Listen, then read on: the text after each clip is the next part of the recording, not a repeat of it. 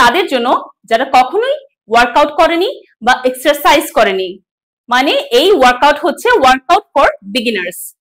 তো বিগিনার্সদের যে সমস্যাটা দেখা যায় সেটা হচ্ছে তারা তো কখনো মুভমেন্ট করে না, ফ্লেক্সিবিলিটি নাই, মোবিলিটি নাই তাদের বডিতে, জয়েন্টে নড়লেই ব্যথা। তো এইটা দূর করতে গেলে তাদেরকে আগে ফ্লেক্সিবিলিটি আনতে হবে, স্টিফনেসটা দূর করতে হবে বডি থেকে। তো বিগিনার্সদেরকে অনেক বেশি ওয়ার্কআউট করতে হবে না, জাস্ট কিছু সিম্পল মুভমেন্ট করলেই তাদের ফ্লেক্সিবিলিটি চলে আসবে, মোবাইলিটি চলে আসবে বডিতে।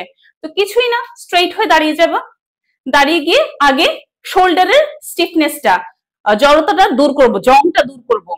আমরা এইভাবে ক্রস করব। যাদের শরীর ভারী, অনেক ওয়েট, তারা আস্তে আস্তে করবে। যারা অনেক হালকা ওজনের বা শুকনা পাতলা আছে তারা এটা একটু ফাস্ট করতে পারে। জাস্ট সিম্পল মুভমেন্ট, ক্রস করব, হ্যান্ড ক্রস, সিম্পল।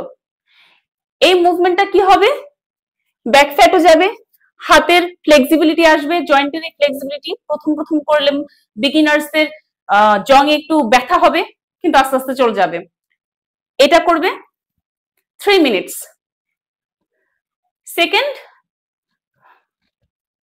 আস্তে আস্তে, বিগিনার্সরা আস্তে আস্তে 1।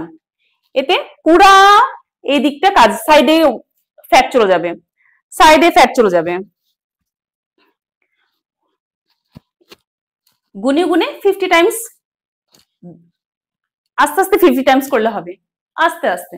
শুরুতে 25 টাইমস করেন, নো প্রবলেম, 25 টাইমস, আবার ব্রেক দিয়ে আবার 25 টাইমস।